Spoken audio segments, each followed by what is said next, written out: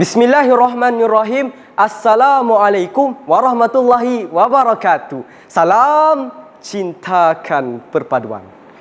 Abraham Lincoln pernah berkata, tiada apa pun yang dapat mengubah bangsaku, melainkan bersatu.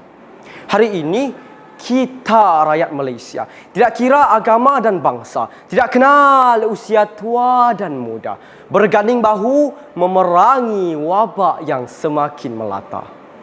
Kalungan apresiasi buat peneraju agenda, div-div berkarisma, saf kehakiman saksama. Hadirin sidang pendengar yang mulia, ayuh renungilah mauduk pidato saya. Masyarakat majmuk, usaha mengekalkan perpaduan. Hadirin hadirat warga dewan yang saya muliakan. Menurut Profesor Graham Saunders dalam adikaryanya Development of Plural Society in Malaya, masyarakat majmuk memiliki variasi bangsa yang membentuk satu kependudukan dalam kepelbagaian. Namun, kehidupan tetap berasingan. Manakala, menurut Tun Dr. Mahathir Mohamad, perpaduan diklasifikasikan sebagai kesamaan dan kesatuan yang membentuk identiti nasional seperti satu bangsa, satu bahasa dan satu negara. Tuntasnya, masyarakat majmuk usaha mengekalkan perpaduan, membicarakan inisiatif masyarakat yang berbilang bangsa dalam memastikan keharmonian negara agar terus berpanjangan. Oleh itu, 3 aspek utama akan saya unjurkan. Hadirin hadirat warga dewan yang saya muliakan.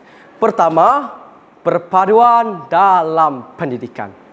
Cuba bayangkan, jika hari ini anak-anak belajar berseorangan. Cuba bayangkan, sekalipun mereka belajar bersama-sama, adakah mereka membudayakan sifat perkauman?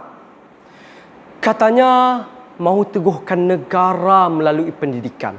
Tetapi mengapa hingga saat ini UEC masih tetap disokong dan mahu diteruskan?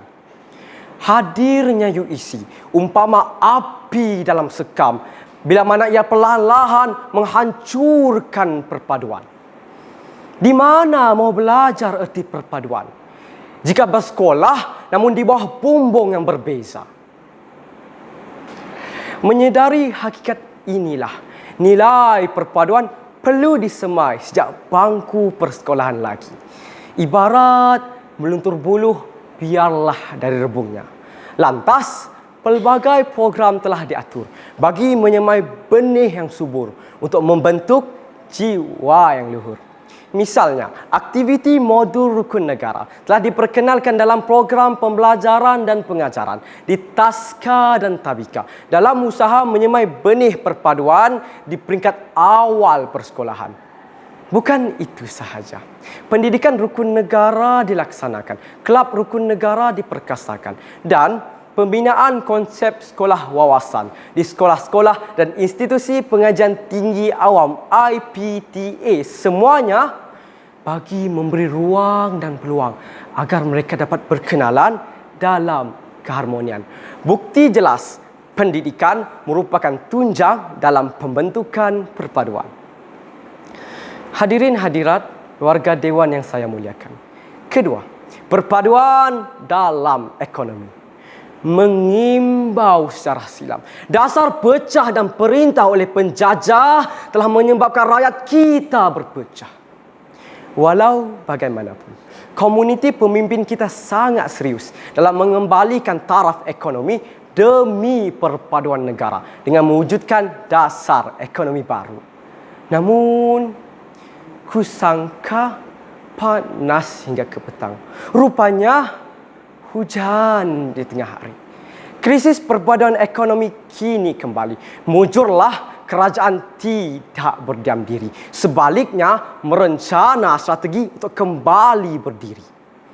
Maka, dengan adanya wawasan kemakmuran bersama 2030, belanjawan ekonomi 2021 dan pelbagai pakej rancangan ekonomi diperkenalkan, sehingga mencecah 305 bilion ringgit Malaysia bagi menghilangkan rasa iri hati agar integrasi dapat direalisasi.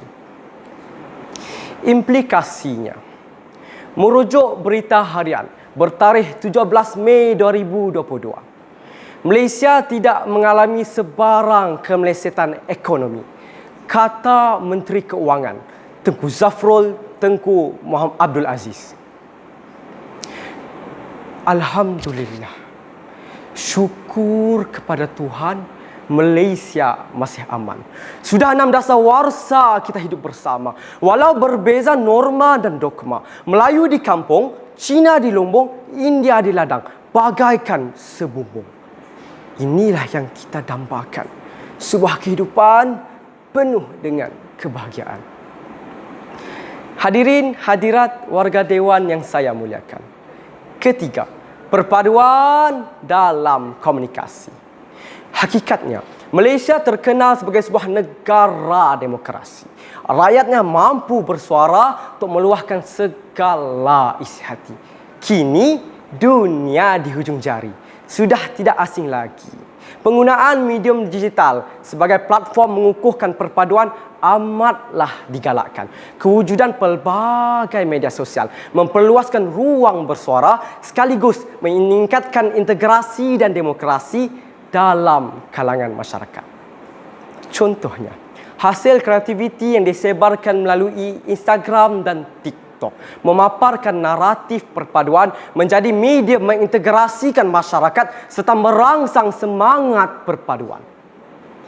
Namun, sikap segelintir masyarakat yang menyalahgunakan kemudahan ini sehingga menyalakan api perkauman seterusnya menyebara permusuhan.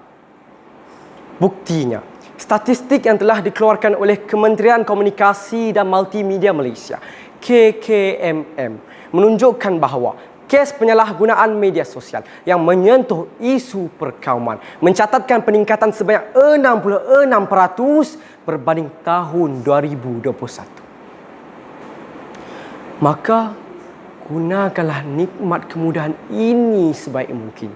Semoga perpaduan sentiasa terjalin. Hadirin hadirat warga Dewan yang saya muliakan. Kesimpulannya, sebelum madah menemui noktah, muhasabahlah. Jika kita tidak bertelingkah, kita tidak akan dijajah. Kerana mulut, badan binasa. Kerana iri hati, kita hilang pekerti. Kita percaya, bulat air kerana pembentung, bulat manusia kerana muafakat. Oleh itu, ayuh anak Nusa, pertahankan negara tercinta. Semoga keamanan lestari bersama. Sekian, wabillahi taufiq wal hidayah. Wassalamualaikum warahmatullahi wabarakatuh.